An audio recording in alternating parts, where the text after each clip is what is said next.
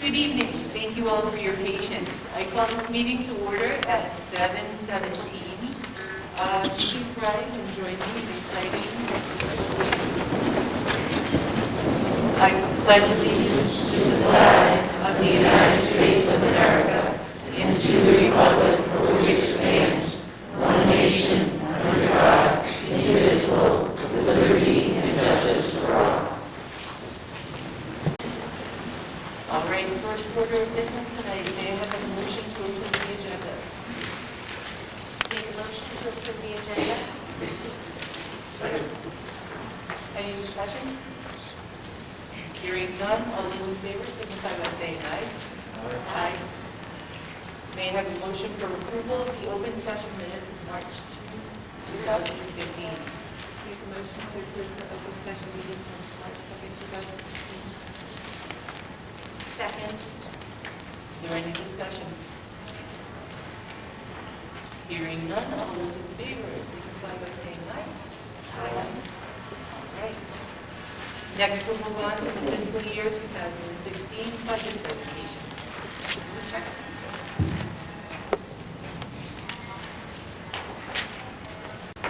I first and foremost would like to thank all of the members of the Mendon-Upton Regional School Committee Budget Subcommittee. If you open to the very first page of the program, you see them listed. Our chair of the school committee, Lee Martin. School committee members Phil DeZutter, Chris Russo, and our representatives from our two community FinComs. First from Mendon, Will Anjanette, from Upton, Sean Craig, and then myself and Jay Byer. Thanks to all of you for really putting together, in my humble opinion, a very thoughtful, very deliberative budget that I believe will definitely move this way forward. So, speaking of budget, really is in our strategic plan, which is entitled Forward. During the period of May of 2012 to May of 2013, we had a committee of about 36 teachers, administrators, students, parents, come together and really thoughtfully deliberate upon what should the future of this district look like. Okay, in May of 2013, the plan was completed. It was approved by then the Regional School Committee. And in my humble opinion, I think it's outstanding work, and it really is a blueprint for our district over the next 5 years. In the beginning of the classroom, organizations are ones that are mission-driven. So you see there what our mission is, very succinctly stated, but I intentionally underlined two words. And those two words are competitive advantage. And really the meaning is twofold. First and foremost, a competitive advantage for our kids, so that all of our kids, when they pass through the system and they graduate here from Nipmuc, have a competitive advantage to be successful in college and beyond. But the second meaning is really speaks to our district. Our district having a competitive advantage. I think it's hardly a military secret that in today's day and age, here in the Commonwealth, K-12 education at times is competitive choices. They can choose to send their kids to private schools. They can choose charter schools. They can choose at the secondary level, career and technical centers like BVT. They can choice in, they can choice out. There's a whole multitude of options.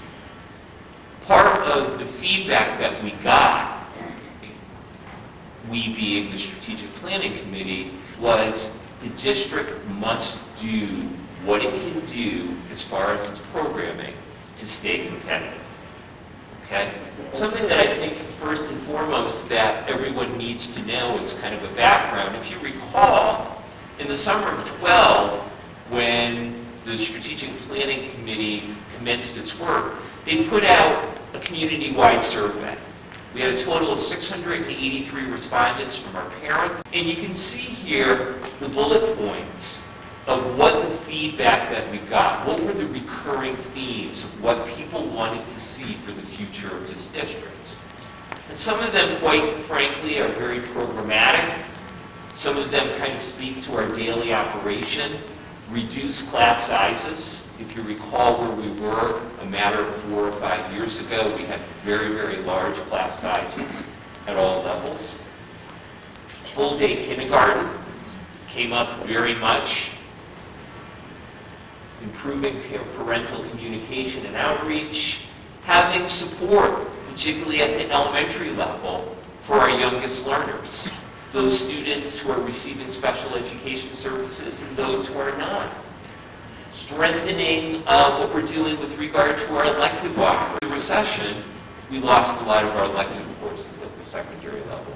Do a lot more with STEM, or science, technology, engineering, and math programming.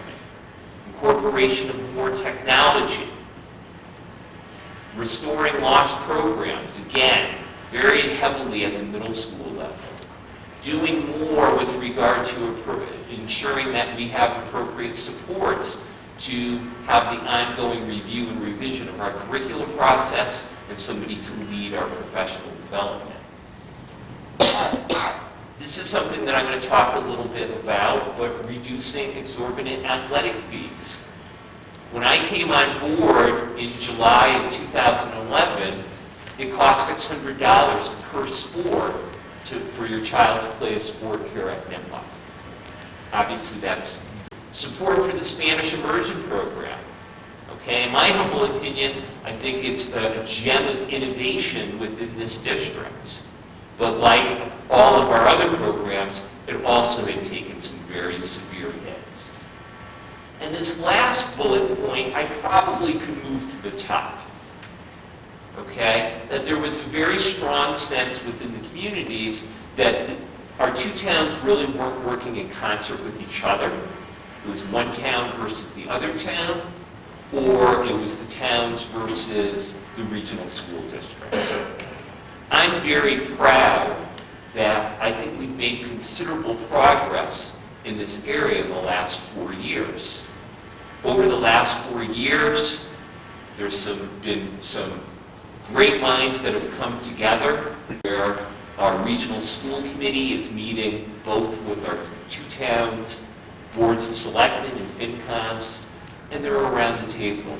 They're talking. They're having substantive dialogue. So I think the sense is it's very different today than it was 4 or 5 years ago. So what should a strategic plan do? A strategic plan should be really guiding all of your major decision making, and it should be guiding your budgeting. And I'm very pleased that since we finalized this strategic plan, we've had some successes. In the last 2 budget cycles, what have we done on relatively modest means? Well, for the FY14 budget, going back 2 school years ago, what we've done, the haves versus the have-nots, or a tuition-based full-day program versus the free half-day. That involved an investment of 2 full-time equivalents. We also, something that we really was, in my humble opinion, long overdue, is we implemented a full inclusion model for grades 3 and 4 at the elementary level. By inclusion model, it means the special educator works side by side with the classroom teacher. Up until this point, if you were a student even with mild to moderate disabilities at the elementary level, you would receive your services strictly from a pull-out model. Research has shown, and shown for many, many years, how do kids learn best when they're staying inside the classroom with their peers. 3 years, we lost our district curriculum director. That's the person who leads the curriculum review and revision process, plus leads all district PE. We restored that. And then we also invested in a new reading series at the elementary level, after a period of 14 years having the same series open court. So for this current fiscal year, again, investments that we made that were commensurate with our strategic plan, We invested a little under $200,000 in technology, and specifically here at the high school and at the middle school to support our one-to-one learning, our iPad initiative. So a lot of that dealt with network infrastructure, building a more robust Wi-Fi. Extremely important, a technology integration specialist, Dale Casal, who's here tonight, somebody who works closely with our teachers so that they can keep current with the various iPads, with the various, apps, both educational and productivity, so that the teachers can effectively integrate it into their instruction. And then we also added $70,000 to the athletics program here at Mendon-Upton. We still have relatively high user fees, and I'll show you the data in a minute. But for the first time in the school's history, we've been able to implement a family cap for families that have more than one student athlete or who have a child that is playing more than one sport. In a budget, I think you can look at a budget as, is it revenue driven or is it needs driven? I can honestly say the first three budgets that I've submitted as superintendent of schools have very much been revenue driven. And if you were to look at the average increases over the period of 3 years, the average increase has been 2.75%. And I'll say a little bit more about this increase of 4.79% in a few slides, but very, very modest. If you were to take a look at the assessments to our two communities, which I think is really the key piece, our assessments to Mendon over the last 3 years have been 2.38%, 0.48%, and 2.37%. And then to Upton, it's actually a little bit lower. It's 1.63%. So you're talking over this span, two increases in the ballpark of about 160,000 and one of 34,000, and to Upton, two increases in the ballpark of about 180,000 and one in the ballpark of also 34,000. So very modest increases. I can tell everybody in this auditorium it's very deliberate. Okay, I think there was a lot of consternation in the budgets prior to coming here. I've intentionally forwarded revenue-driven budgets out of sensitivity to the recent past, staying in constant contact with both of our communities. I'm fully cognizant that there's needs on the town side as well. So in putting together a budget, obviously the first thing that you look at is what is your enrollment and how much staffing do you have. So you have, and these are also within your handouts, if you take a look at them.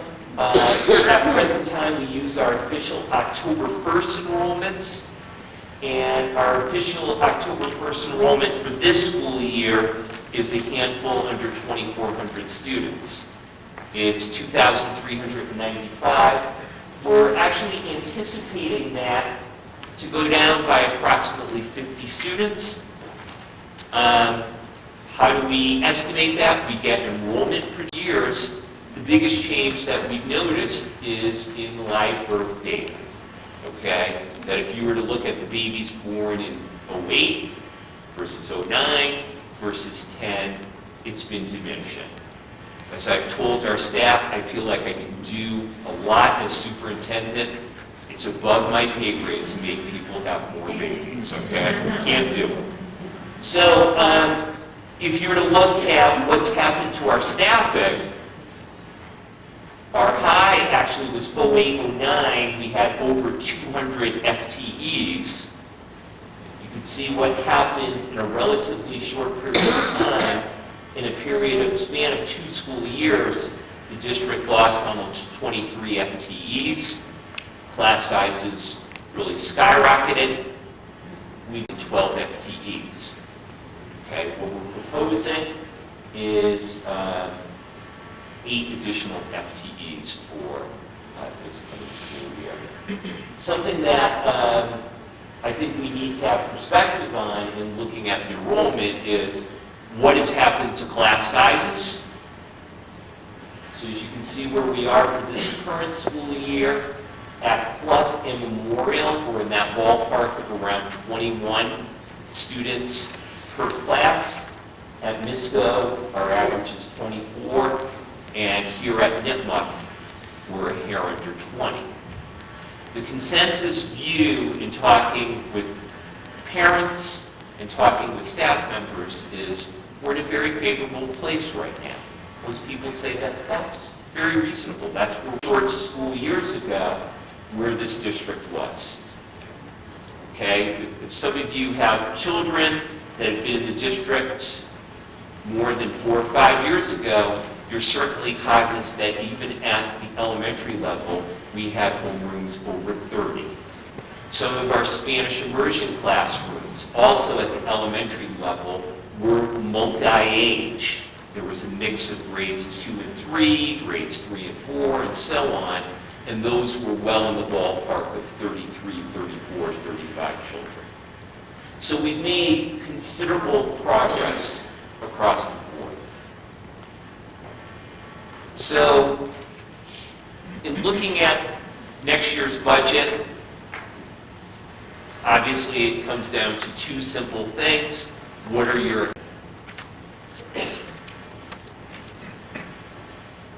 Some of our expenditures are clearly fixed costs. First and foremost are the salaries of all of our existing employees. If you were to take into account all of our salary increases, right, with the COLAs there, most of our associations are looking at a very reasonable 1.75% COLA. We have a couple associations that either have 1.5 or 1.25, but all the salary increases are about $690,000. Our employee benefits, we've had a very good stretch with Harvard Pilgrim Health, who is our healthcare provider. We've had 3 straight years of 0% increases, which I've had comparable. So we're locked in for next year at 3.5% increase. There's a couple drivers within our organization, but I'll take 3.5 over 4 years any day of the week. We also have an increase in assessment from Worcester County Retirement. Those are for our employees who are not part of the Massachusetts Teachers Retirement Board. Those would be for our paraprofessionals and our other workers. Worcester County is hitting everybody with an additional assessment to deal with something that is OPEB or other post-employee benefits.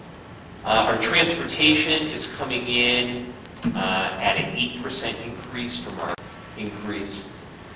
On the positive side, as far as expenditures, that is, we actually have a decrease in some of our costs for our out-of-district placements for special education. As far as energy, we kind of have a plus and a minus. I'm sure all of you are looking at increased costs recently with regard to electricity.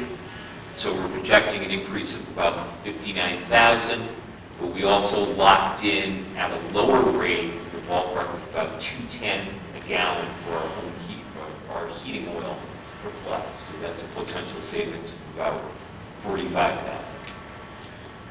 Some of our other costs that are also driving this budget request does include our business to a full-time position. I believe Jay's been with the district now for 6 full years, and that full-time, in that span of time, his position has been part-time. I think as far as a $30 million organization, it definitely does merit a full-time position.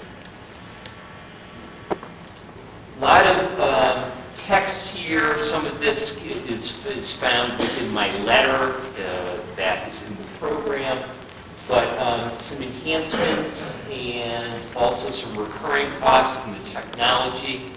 On June 30th, the district will have its 4-year lease with regard to the technology that our teachers use and also within our labs. We'll be looking to upgrade a lot of the success that we've had at the elementary level with regard to smart boards. We now have smart boards in each and every single elementary classroom. We're looking to bring those to grades 7 and 8, particularly in the math classrooms.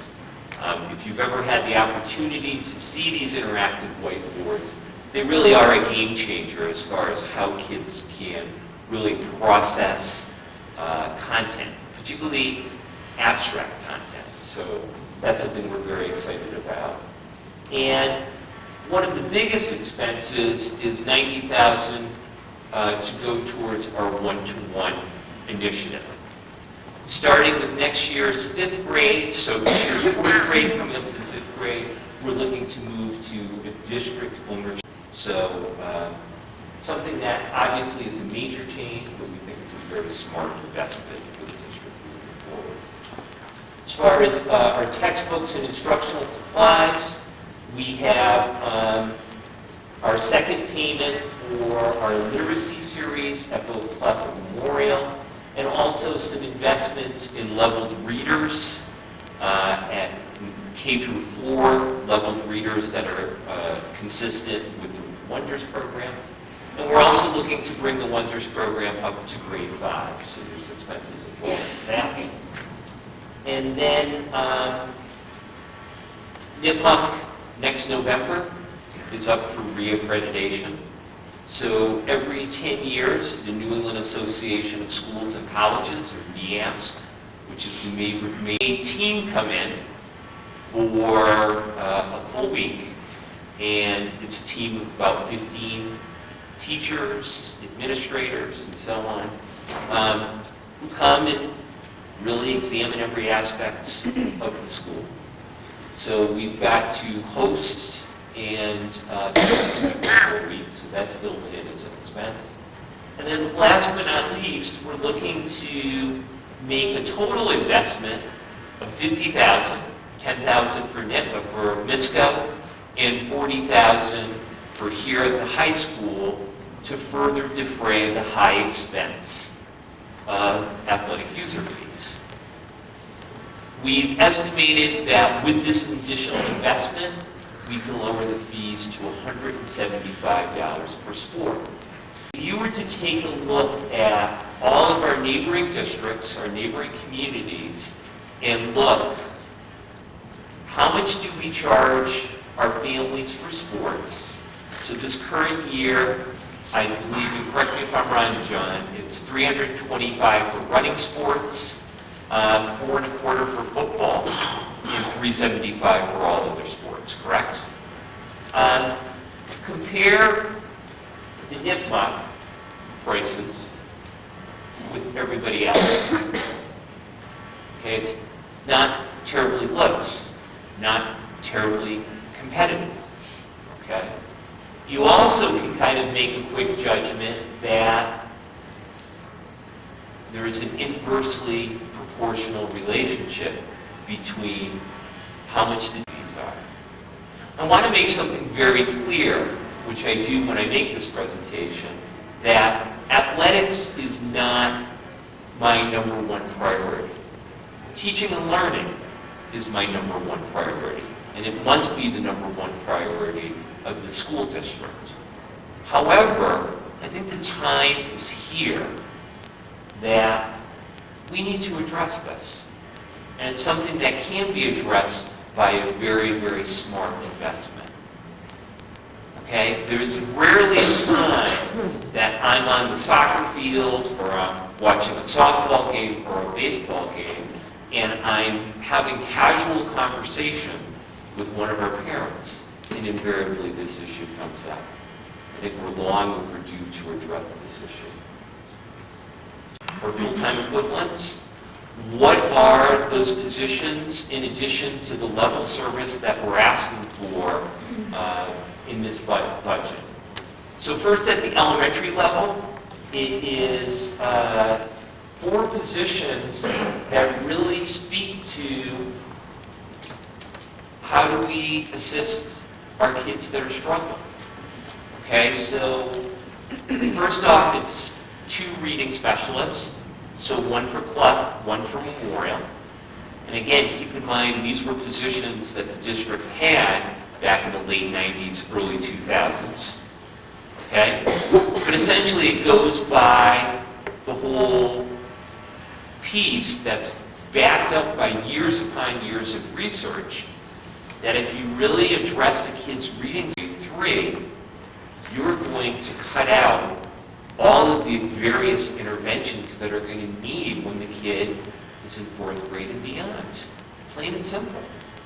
So this position would work directly providing services to kids, but also would work in conjunction with our elementary only teachers. We're also looking to take what we've done with inclusion in grades 3 and 4 and bring it to grades 1 and 2. So it would be 1 additional special educator both at Clough and at Memorial. So also at the elementary school is a FLES program, a 1 additional FTE Spanish teacher. And I'm glad to see a handful of parents that have been involved with that or are involved with that.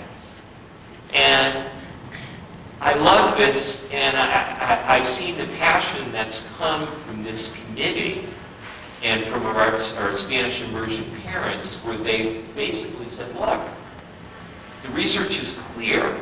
All kids benefit from acquisition of a foreign language at a young age. Not just SI kids should be getting this, all kids should be getting this.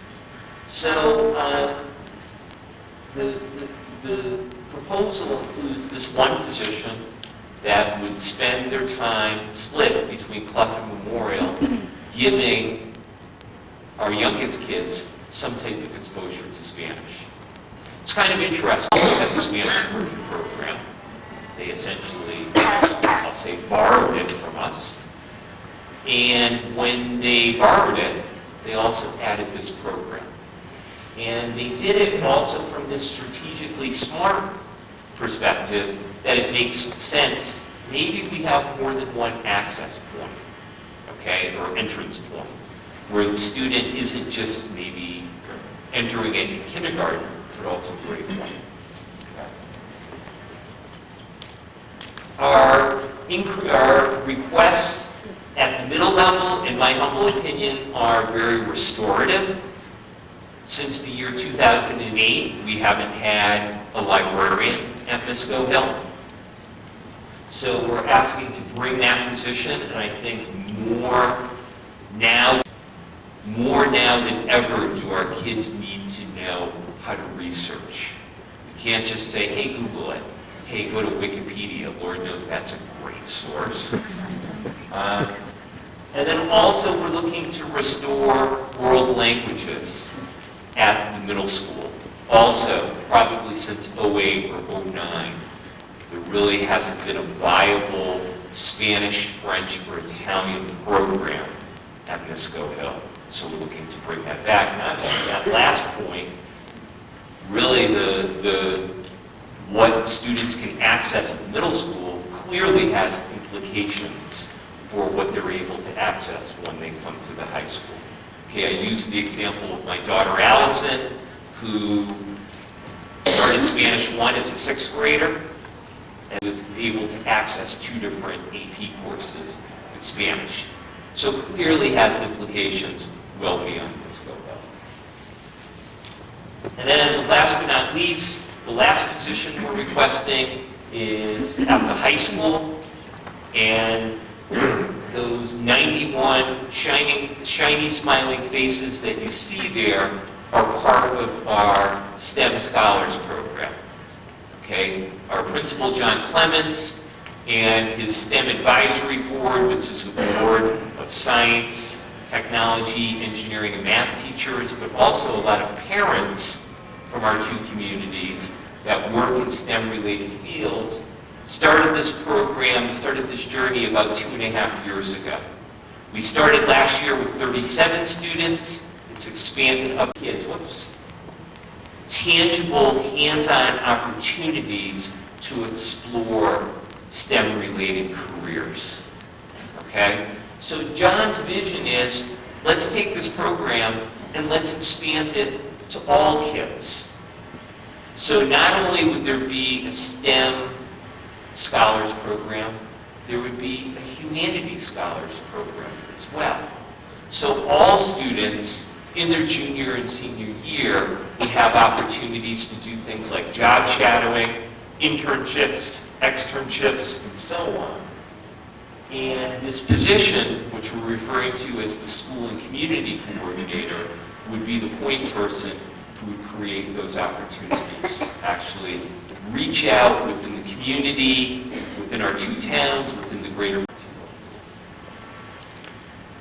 And then last but not least, again, very much restorative, but long overdue, is restoring approximately $26,000 to our extra and co-curricular program at Misco Hill. So I can say since I've been superintendent, there's been budgetary support here at the high school to a certain degree for various extracurricular programs, but we haven't had it at Misco Hill. So as a result, things like student council, things like jazz band, things like drama become fee-based programs, or we have to do fundraising just to keep them up and running.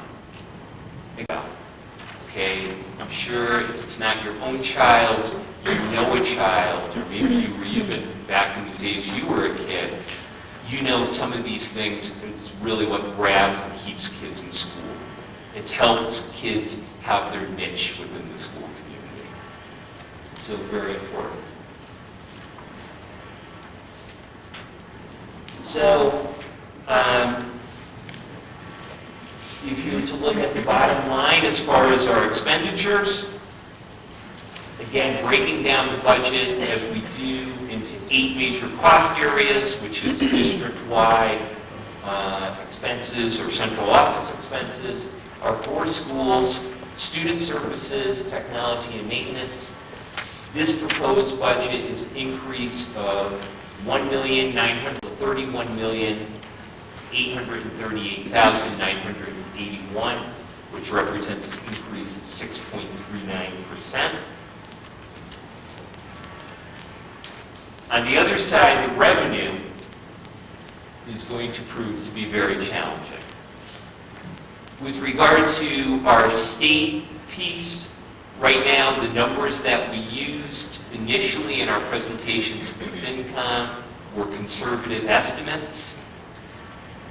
We got, I believe it was a week ago, last Wednesday, March 4th, the first budget known as House 1, which is Governor Baker's proposed budget. The numbers, as far as the state aid, were worse than our most conservative estimates. Okay? So, of state funding, we are receiving an additional $20 per student, which is the absolute minimum. That translates to $45,900. We're looking at a loss of over $300,000 in a line known as regional transportation reimbursement. Perhaps you might have read this in the news or heard that the state right now is, for the current fiscal year, FY15, is in a deficit of projected around $770 million. Before Governor Patrick left office, he implemented a series of cuts known as 9C cuts, which are cuts which are made in the middle of the fiscal year, and we were informed that percent reimbursement rate down to a 60% reimbursement rate. So that represents roughly $300,000. In Governor Baker's budget, that cut is forwarded to next fiscal year. So we're losing that revenue as well. Another place that's negative is district receipts. That is the amount that the district allocates to be used towards a budget in any given year. So we're projecting $350,000 less in something known as E&D, or excess and deficiency. That's essentially the district's free cash, which can roll over from year to year. $150,000 less in revolving school program, but one of them is our full day K account, which now for the second year we are not charging tuition. So as a result, what we're looking at is a decrease of about another $550,000 from district receipts. So as a result, the burden for funding this falls to our two communities. So right now in this projected budget, we're looking at an increase in assessment of about over $1.3 million to Mendon and over $1.4 million to Upton. So again, the projected revenues, this is also, if you look on page 5 of your program, kind of spells it out. What I focused here is looking at FY15 to FY16. And then the funding sheet, breaking it down into even more detail, is also on pages 6 and 7. And you can follow that along, and it shows also our debt service, what's left as far as our payments for the various building projects, and also some of the grant monies that we have as well. Breaking this down graphically, I think this is a very simple representation. The turquoise color showing the state aid, and the gold showing the districts. Green being Upton's share of the budget, and white being Mendon's. As you can see, this is our current proposed budget. You can see very quickly that the state aid is decreasing, as is the district's receipts. So as a result, there's more responsibility to our two communities.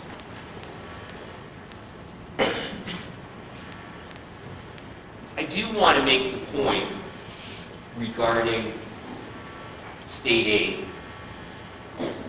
The fact that we're receiving $20 additional. Things aren't good. I don't think things are going to get better anytime soon.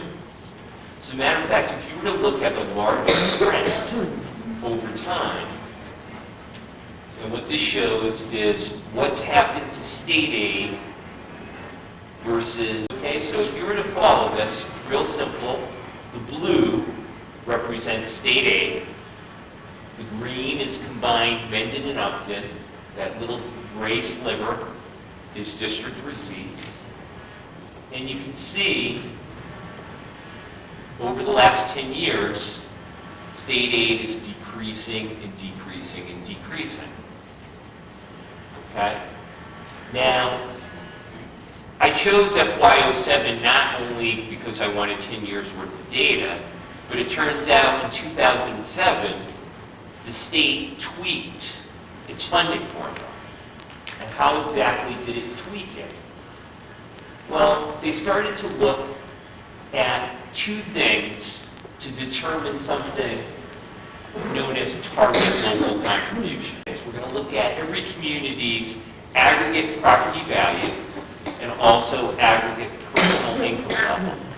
And on an annual basis, develop something called target local share, which is essentially a percentage that communities should cover the budget. Okay, so if you were to take all 351 communities in the Commonwealth, under this formula, municipalities should cover 59%, and state aid should cover 41%. But keep in mind, of the 351 communities in the Commonwealth, there's a range of wealth within the community.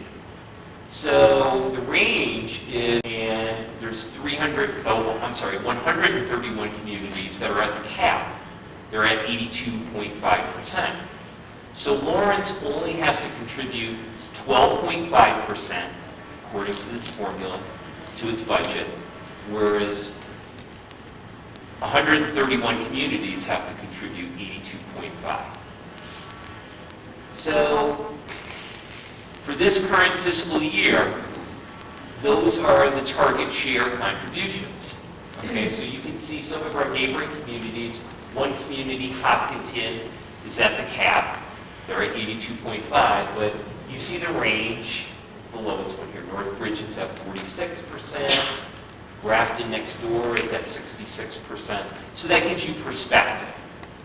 Okay, so for this current fiscal year, the formula, Mendon's supposed to be at 66%, Upton's supposed to be at 62%. And keep in mind, they change those percentages ever so slightly from year to year because property values and aggregate personal income levels also change. So the question is, okay, that's what the state is telling us where we need to be. Where are we actually? So the actual contribution this current fiscal year to K-12 education for Mendon is a hair under 58%, and Upton is about 54.5%. Okay? So I think something that's important to realize is target share. So that means that 71% of communities are either already at it, or in some cases like Milford, they're above their target share. Okay, so I make that point for the simple point of saying the state isn't going to be forthcoming anytime soon with additional aid for the Mendon-Upton Regional School District. Okay, to be a little glib, the state isn't coming in on its white horse anytime soon. The funding solution is going to have to be a local solution. Starting last year, and they're carrying this over, they're saying, hey, districts that are off by more than 2.5% by getting you closer to your target share. How do they do that? By giving you less state aid. Okay? You see the net of what's happening with Mendon-Upton's state aid for next school year. It's actually less than FY15. Okay? So during one of our 5 snow days, I was home in my jammies. All right? And I was on my laptop. And I said, okay, there's 72 communities that aren't at their target share. And if you ever go to the Department of Ed's website, I mean, it's overwhelming, the amount of data and things you can download and so on.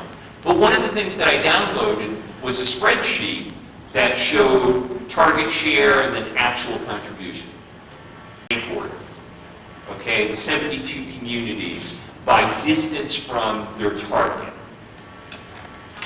So when I ranked them, Mendon was number 11, being off by 8.09%, and Upton was at 7.77%. They were 14th. So 11th and 14th. So again, another data piece that shows, again, the solution is going to have to be a local one. Another data piece, and I believe this is also in your handout, is one of the things that the state does when they figure out how much aid that they're going to give is they put out a number known as net school spending. Bottom requirement that the school district has as far as its funding of education.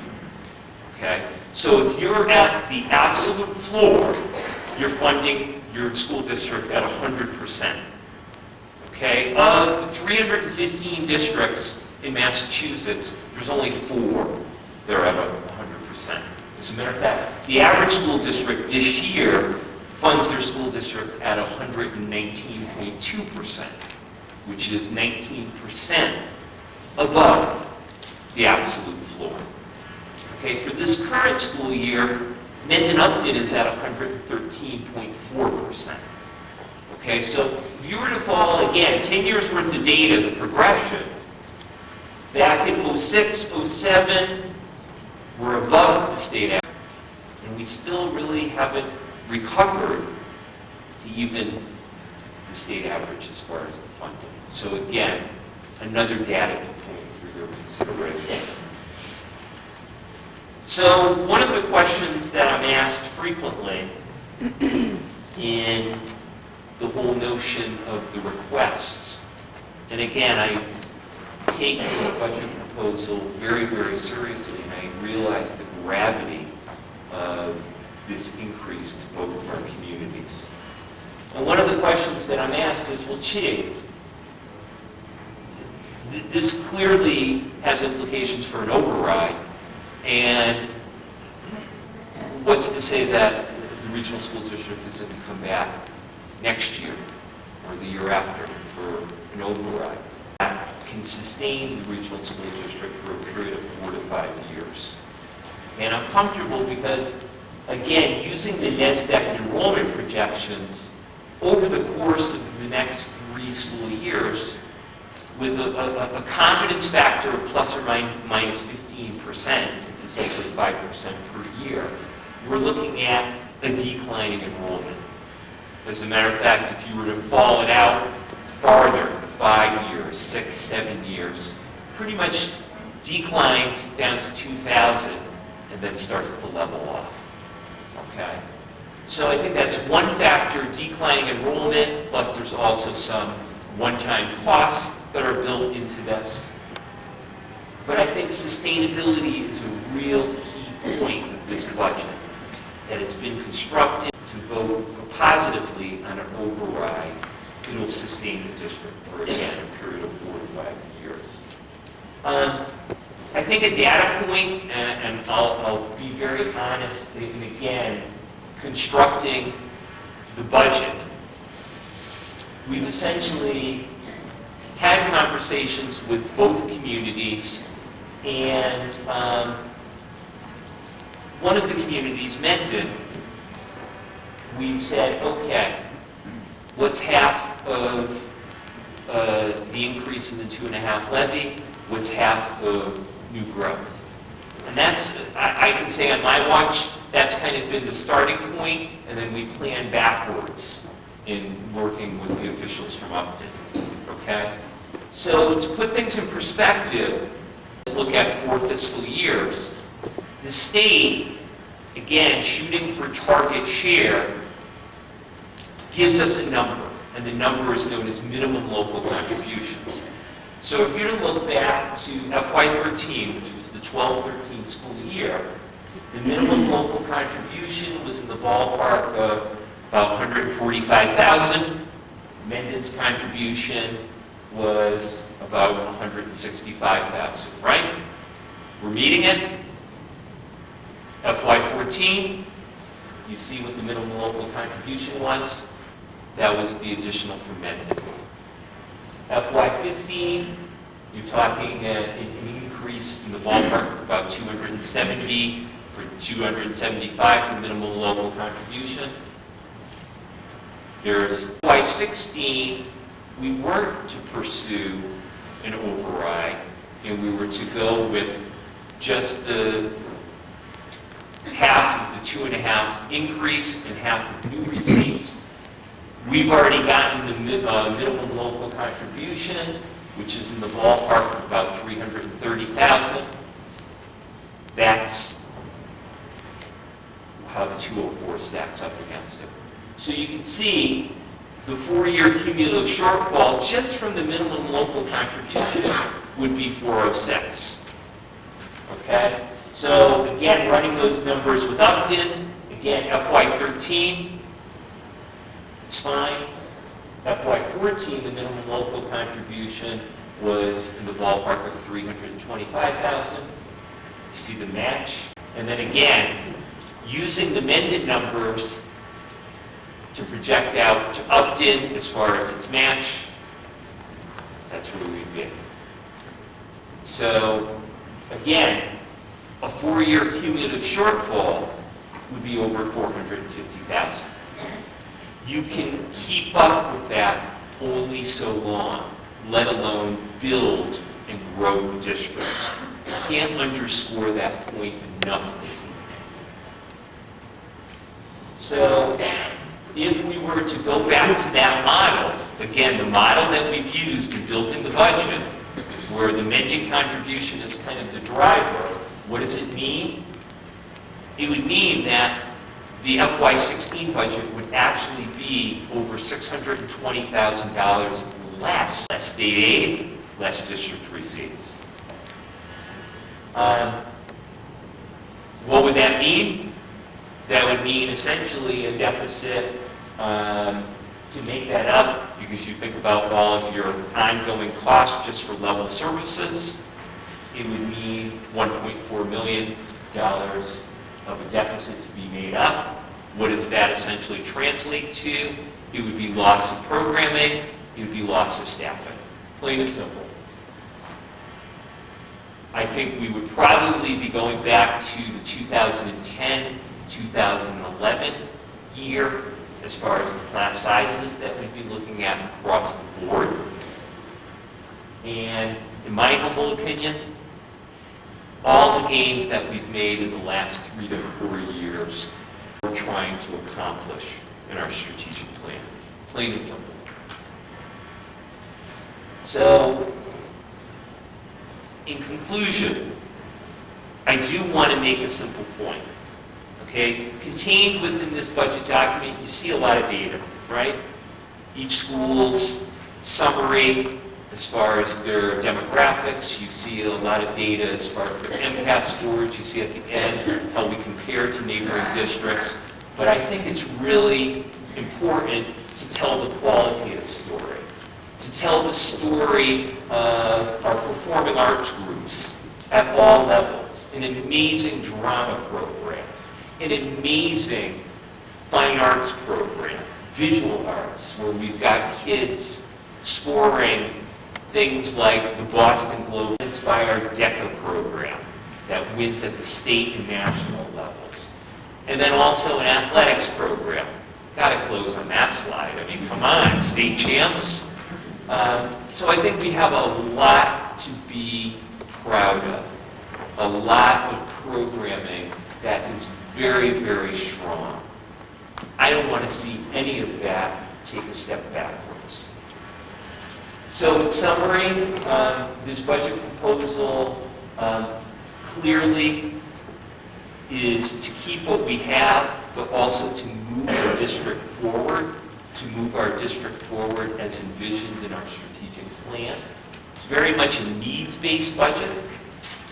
And as I said before, the solution has to be found locally. And it's not coming from the state anytime soon. Again, the issue of increased target local share is something the district has to face until it gets to the target share. You know, I say this in full seriousness. You could have a new superintendent standing here. You could have 6 brand new members of the regional school committee. They will still be faced with this issue. Again, I think a really important point that we need to know as a community is this has been constructed to sustain the district. This isn't just trying to make it from year to year. I think the budget subcommittee has done a great job thoughtfully thinking about these points of sustenance. And my fear is that the district will regress to where it was a period of 4, 5, 6 years ago. So, in closing, I do think that the district is very much at a crossroads. I think our issue right now is not one that is uncommon. I think there's many communities across the Commonwealth that face this. As a matter of fact, a year ago at this time, 2 of our right next door neighbors were in the exact same situation. Okay, one of the communities, Northbridge, same exact situation, put forward, I believe it was about a $3 million override for the schools. It failed against it. I can tell you, we have a grand total right now, I think as of Friday, 141 children choicing into our district. What community do you think is the number one community from which they come? Plain and simple. Okay, it's very, very challenging, and some of the things that I described with regard to class sizes and loss of programming and so on is very much happening there right now.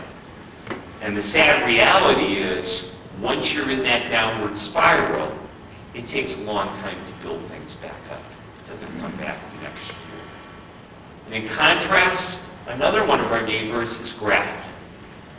Grafton, a year ago at this time, same type of budget deliberation, put forward a grand total of $3.5 million. It passed. Why did it pass?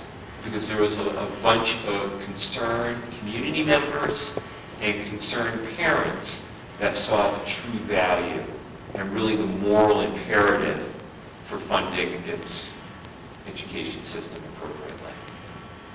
So I bring those two vignettes to your attention to show we're not alone. I think it's a funding issue, it's a funding crisis throughout the Commonwealth.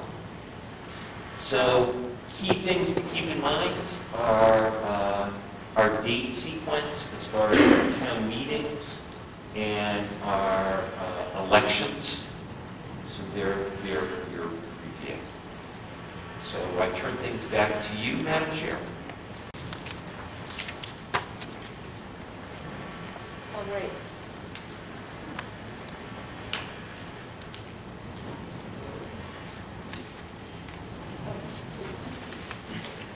Are there any comments from the community?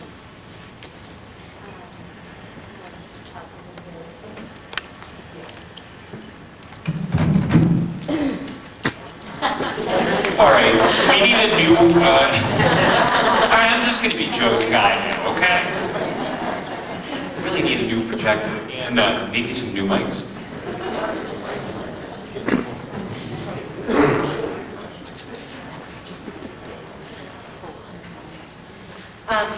I'd like to show my support for this budget for a lot of reasons, but mainly because I think it's administration as well as all of our educators in identifying areas for improvement, but also keying into that strategic plan and where our community saw areas for targeting that we could improve our schools. This coupled with our strategic plan as well as the input is what's driving this budget. The targeted investments reflected in this budget are thoughtful, purposeful. They reflect a move towards a positive direction and achievement of our strategic plan. And ultimately, our goals are excellence, innovation, and continuous improvement. Behind this, though, is students and our students. And I believe that this budget strengthens the experience of our students and the experience of this budget, and along with Diane, a lot of time, energy, and effort went into developing this budget. The budget's in line with our strategic plan and it supports our mission for our students. This budget moves our district forward in fulfilling the commitment we have made to giving our students a competitive edge. I think that's very important. I also support the budget because it's a budget, I think, that is going to move the Mendon-Upton Regional School District forward by supporting the district's strategic plan, which my colleagues have mentioned, and specifically includes such items as the technology initiatives, maintenance of the smaller classrooms, I think that's critical, the additional critical staff and support personnel that's needed for the district. I'm very proud of this budget, and I'm very proud of Joe. I think you've done a fantastic job in the last 3 years, and my hat's off to you, and I think everyone in this committee and everybody in this room feels the same way. You've come a long way, and I really appreciate that. Override's not a good thing. We hate to use that word, but let's be realistic. There's never going to be a good time for an override. There's no reason to wait 3 or 4 years, because I can pretty much guarantee that the towns are still going to be in the same shape, give or take, than they were today. This strategic plan put together by members of the community to be supported by the community is the right thing to do, and that's why I support it, because it made prior, when it was tried to put it override through last time, I actually sent an email to everybody in the school committee and said, if you can't support the mission statement of the school committee, you need to resign. And I think that's very important. We need to support our schools, support our children. And let's face it, the world is changing. So I definitely support it. Thank you.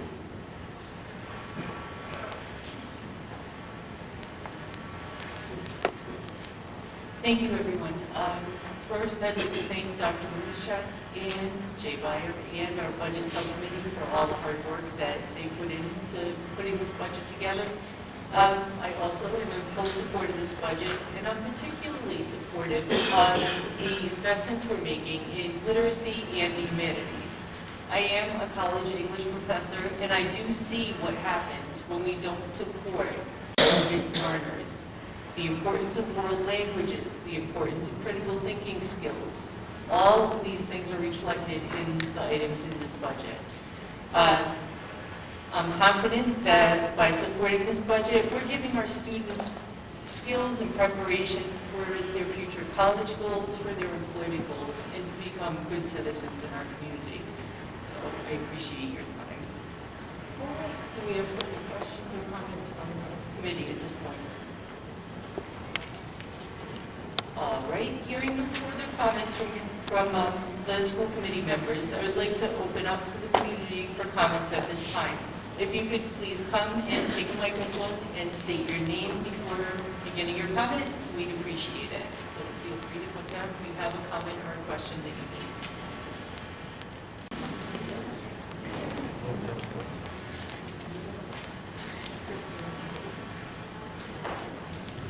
Would anyone like to come down and speak at this point? All right.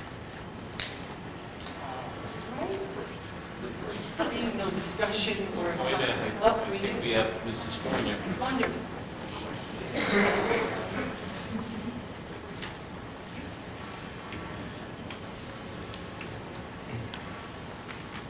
Liz Fournier, Upton. If the overrides don't pass, or if both overrides don't pass in both towns, will you support a level service budget? Are you addressing it? The committee? And the level service budget would require an additional, I think it was 1 million and something.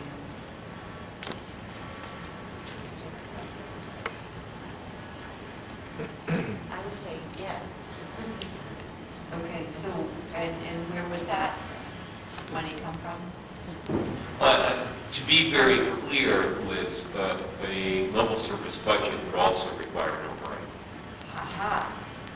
Okay, so, Because again, the piece around the missing,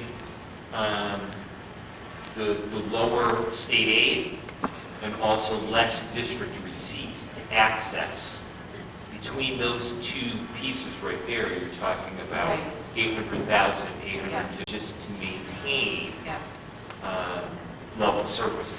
and just, So it wouldn't be an override of the magnitude. it would be, okay. And just to be clear, I'm in favor of the budget being presented now, the budget that you're presenting right now. Okay. I'm in favor of that one. So could you repeat again what exactly? I am in you're favor of the budget you are presenting Okay. right now. Thank you.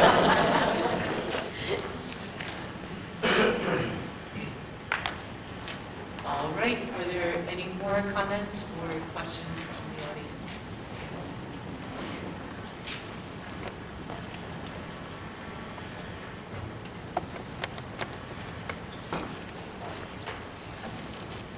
down from Upton. Can you just explain the process? I think I've been through it before, but so the town meeting, is it actual a vote of hands at that point to approve this budget? Is it just a presentation of it?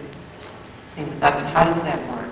So both at the town meeting level and then obviously at the ballot box, it's a simple majority to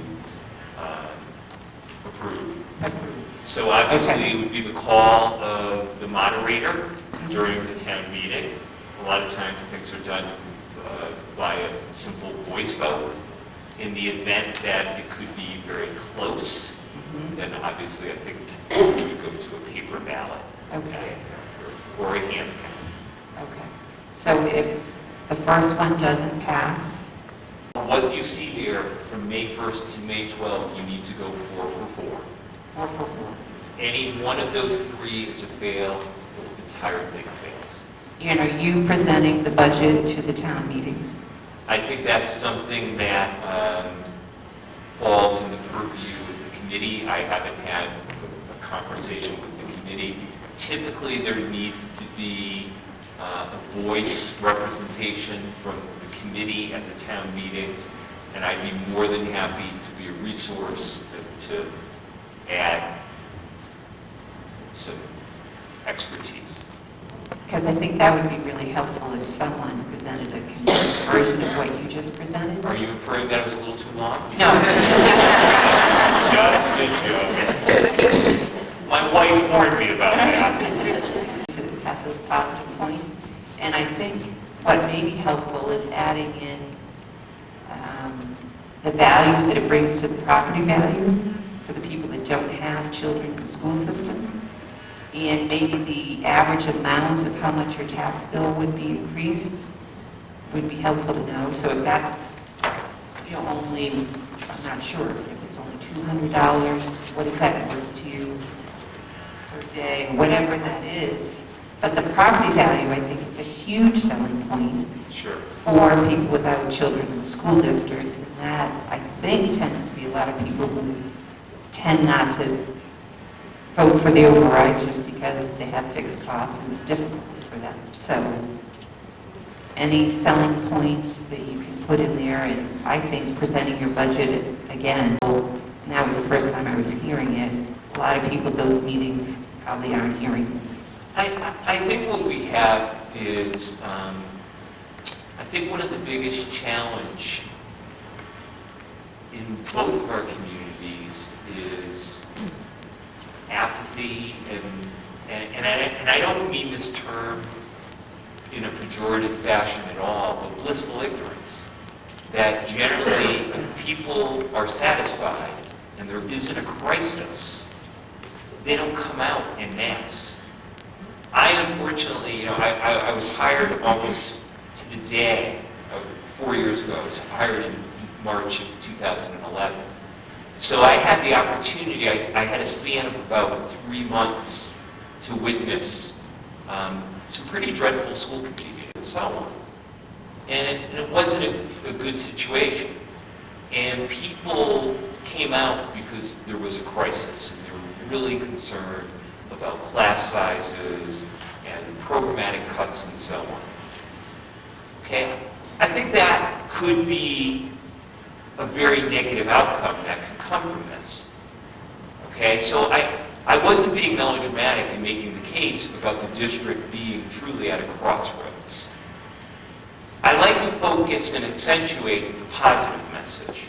I think a tremendous amount of work has been done by our teachers, by our support staff, and our administrative team in building this district back.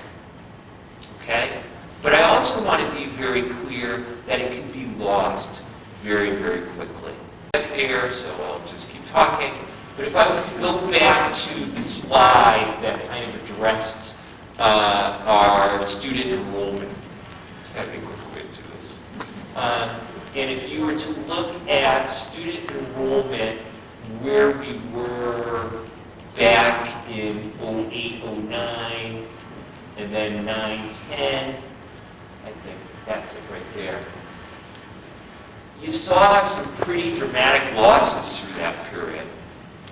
Okay, and I've shared this with some staff members, I've shared it with some administrative team. The reality is the number of school-age children in this span right here in our two communities didn't change. What changed? Where they were opting to get their educational service is very, very true. Okay, so I think your point is very cogent about property values. Okay, if the regional school district outcomes are to dramatically diminish, so do property values.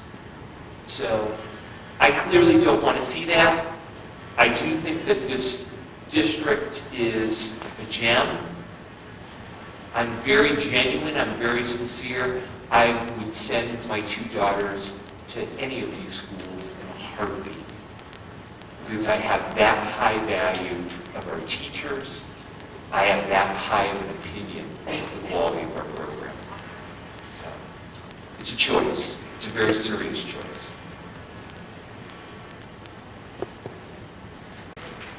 Any other public comment? Can I make a suggestion? Yes. I didn't know a lot of this stuff. You have to town crier. Is there a way that you can put some of these stats, like how many, just statistics on opinion, how many of the students are leaving, how many students are opting out, how much our budget as compared to towns who have a much lower socioeconomic output of their residents versus what we have now. Just stats like that, I think would go a long way. Because people made a choice to come to these meetings. A lot of the people who are here right now already had their opinion made up before they walked in. So I don't know who would be responsible for that, but Thank you.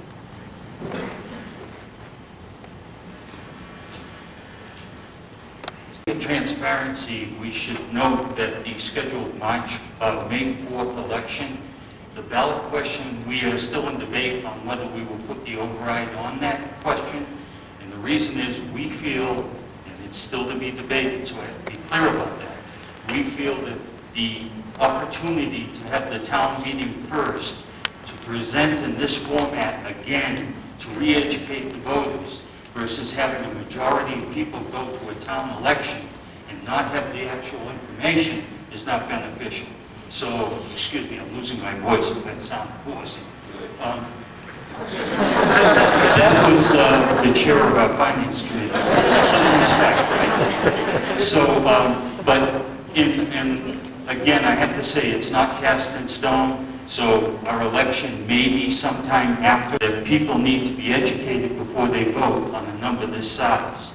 And both my colleagues in the corner from the town of Mendon and Upton, we spent many, many months and weeks working with the school committee through this process.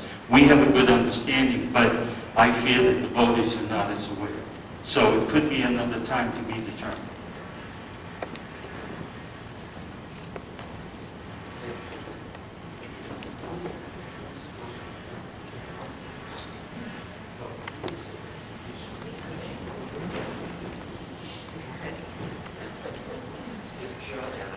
Hi, good evening. Heather Applegate, Sadler Road in Upton. So thank you so much, Superintendent Kruzchak, for this great presentation and educating us all on the great handout that you provided. It's really helpful for all of your work on the budget process. I know it's really laborious. And, I know it's not easy to arrive at this place, but there is a group of citizens that is working to educate the community. There's a sign-up sheet in the back of the room. So if anyone's able to help, I really think the best way that we can educate people about what the budget means and about why the override's being requested is really to neighbors speaking to neighbors, people going door to door, talking to their neighbors, answering questions, directing people to the school district website, and really reminding people to come to town meeting and to come out and vote. So if you can help, please sign up in the back, and there's a lot of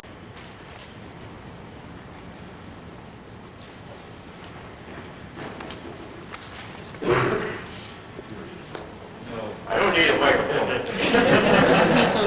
No. Mr. Fleming alluded to, they haven't decided whether they're going to put it on the ballot, the election ballot, to hold a special election. One of the things you have to keep in mind is, once it goes on a ballot, the proponents or opponents, whoever they are, is very limited in what they can do once it goes on the ballot. For example, once it hits the ballot, the school committee, they're pretty limited in what they can do. Am I right? Madam Secretary? Thank you. So, that's just one of the reasons why you may want to keep them separate.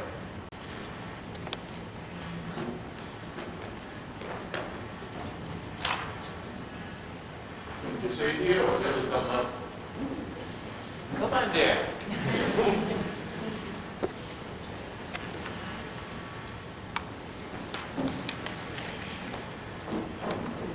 Andy Chu, Mendon. Actually, I just have some math thing. I'm a bit of a math geek myself. So since you put so many numbers out there, so I figured I'll do a little bit of arithmetic of my own. And I think I actually spent some time with this SI committee, so I actually have seen some of the numbers before. And always got the impression that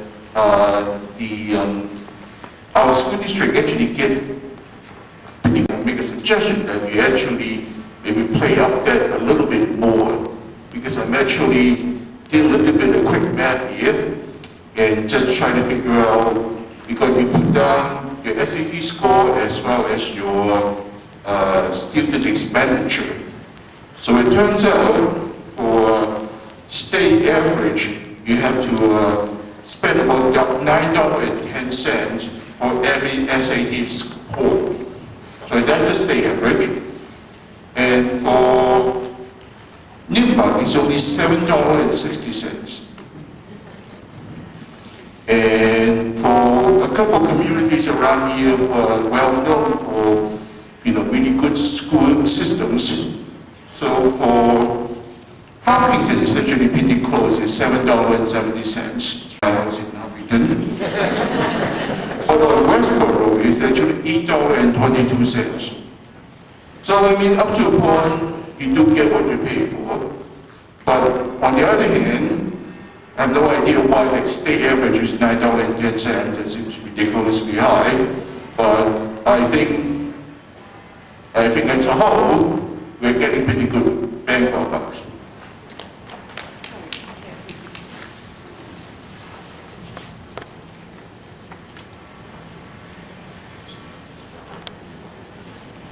All right, any further public comment?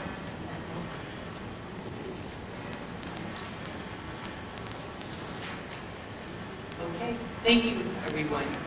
Hearing no further public comment, let's move to the school committee certification of the fiscal year 16. Okay, I make a motion to set the operational budget for the Mendon-Upton Regional School District for the 2015-16 school year at $31,838,981.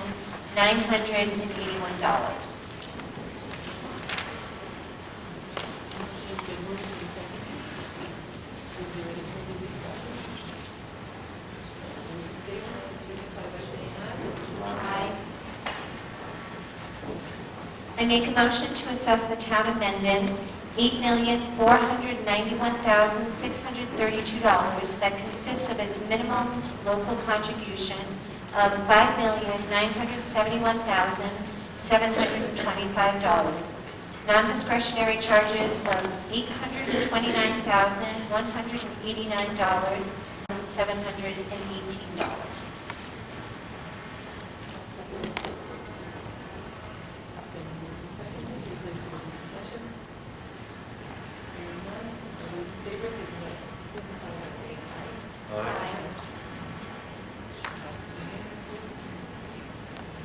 I make a motion to assess the town of Upton $10,050,285 that consists of its minimum local contribution of $6,935,338, non-discretionary charges of $1,012,985, $24,990 and discretionary charges of $2,089,957.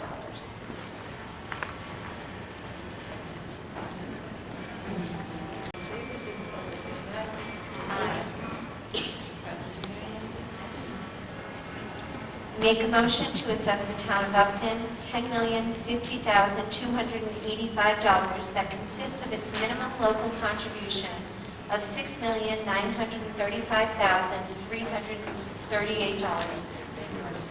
Oh, sorry. I'm on sorry. Okay. I make a motion to appropriate $12,697,064 from state aid that consists of $12,120,106 in Chapter 70 funds, $764,469 in regional transportation reimbursement with an offsetting charter school tuition charge of negative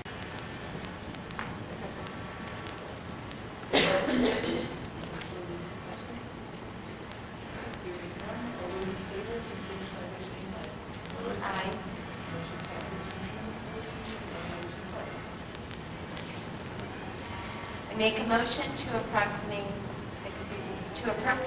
$600,000 from the following school district accounts to apply against the 2015-2016 school year operating budget. $75,000 vision and SPED tuition program, $25,000 from Medicaid reimbursement, $150,000 from revolving funds, and $350,000 from excess and deficiency funds.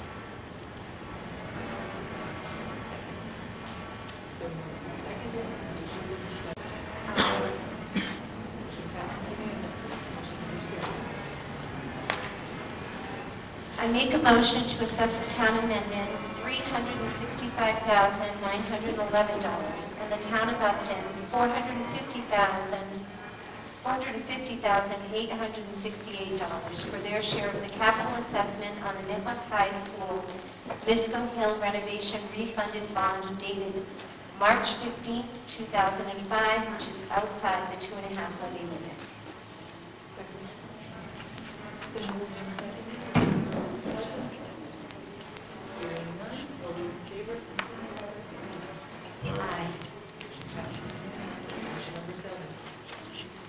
I make a motion to assess the town of Mendon $356,830 for their share of the capital assessment on the Clough Memorial refunded bond dated June 13, 2014, which is outside the 2.5 levy limit.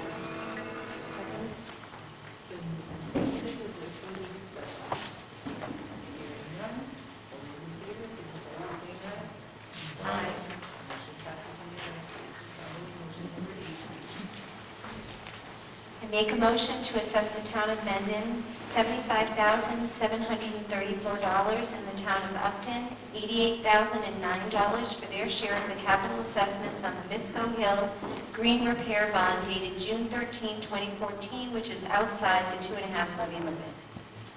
Second. Been moved and seconded. Is there further discussion? Hearing none. All those in favor? All right, are there other matters not anticipated by the committee 48 hours before the posted meeting? Okay, next meeting will be April 6th, I believe at Visco Hill. Correct. All right. Do I have a motion to adjourn? Motion to adjourn. Second. All in favor? Aye. Hearing no opposition, meeting is adjourned at 8:00.